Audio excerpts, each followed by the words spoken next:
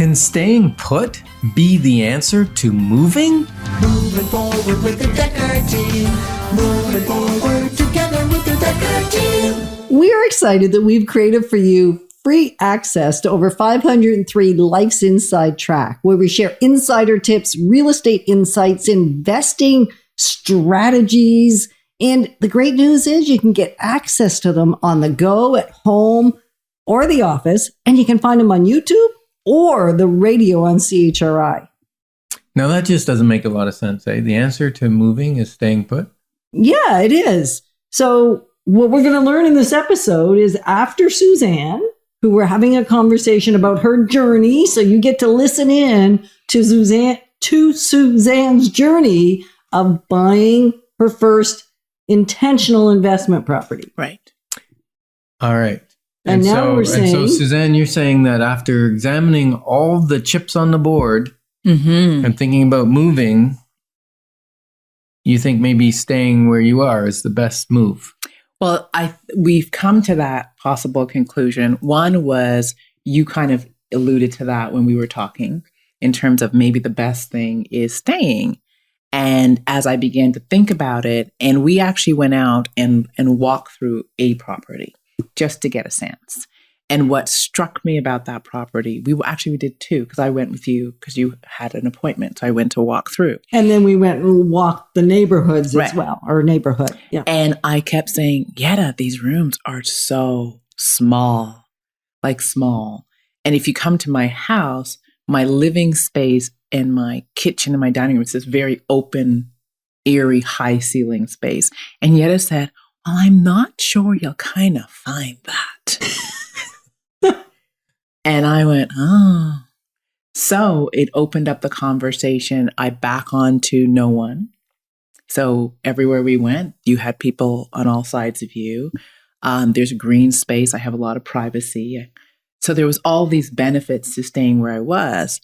Plus, we then started looking at, can we turn this, because I want to use really a part of my house.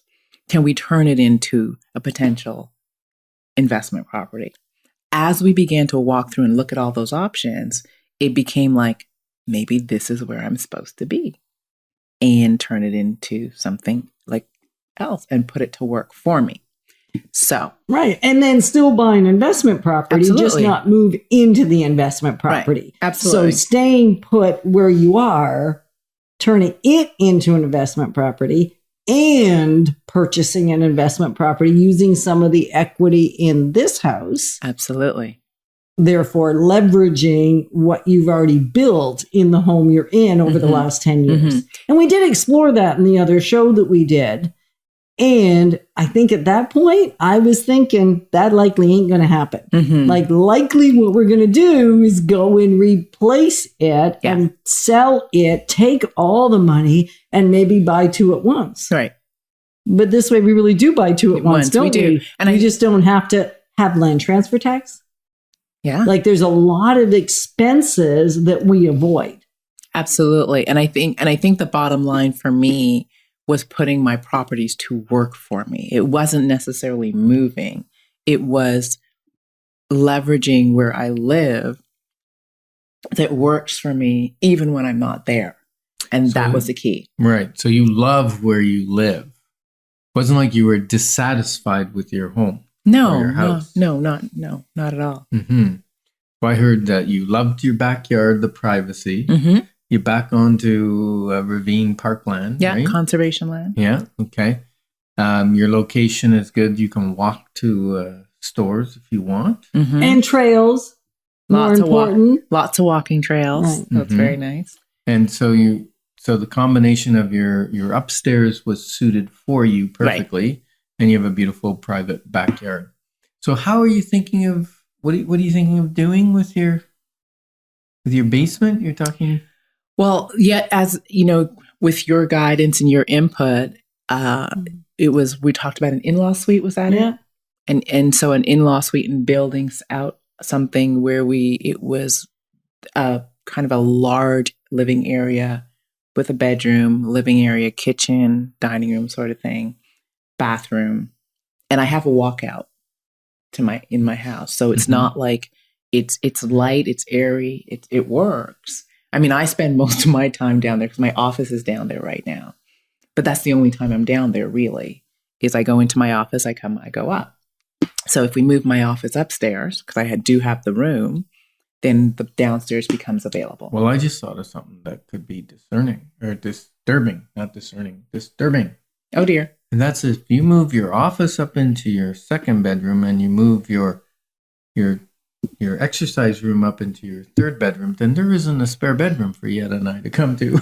Well, actually, no, do not be concerned, Ken. Yeah, don't be concerned because we got a strategy. We're not moving the exercise room upstairs because I have 2 entrances downstairs.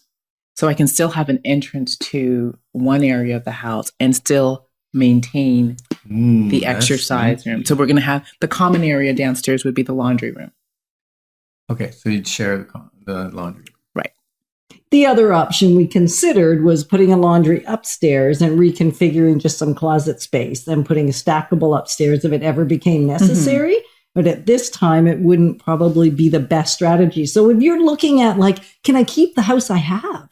Like as you're following Suzanne's journey, the point is to pay attention to your own journey and go, what things from this can I use in my own observations and my own strategy as I'm building it out? And you can, of course, call us and we'll have a one-on-one consultation with you. And you may be able to pick out some thoughts and insights right here as we're talking about it. So what you're saying is sometimes you may not be ready financially to buy a second property, but you may be ready financially to create an ancillary unit in the property you have if it's set up properly for it. Like a lot of people have the older bungalows with a side entrance, and that entrance can be turned into a entrance to the basement. I think also if you're not ready in your mind, to think of the possibility of being ready. Because when I started this, I was not in a position to be ready. However, I knew that this was the journey where I wanted to end up. So my efforts over the years has been to ensure that I become ready. And so what I would say to everyone listening is that just because you're not in the position to do it now, do the work and do the planning to put yourself in the position. Because where we start is never where we have to end up. Right. And one of the things you would encourage people to do, I know you've said it to me when we weren't here right now, is read the wealth formula. Oh, absolutely. I mean, I loved reading the wealth formula because it was like a checklist. And I read it towards the end of my prep journey. And it was check, check, check, check.